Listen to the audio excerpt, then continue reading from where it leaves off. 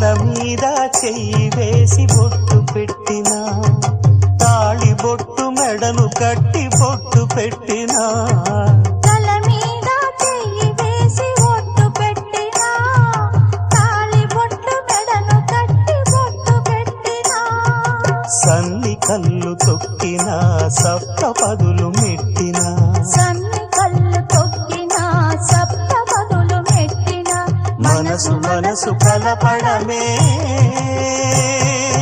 మంత్రం పరమార్థం. శ్రీరస్తు శుభమస్తు, శ్రీరస్తు శుభమస్తు. శ్రీకారం చుట్టుకుంది పెళ్లి పుస్తకం, ఇక ఆకారం దాచుతుంది కొత్త జీవితం.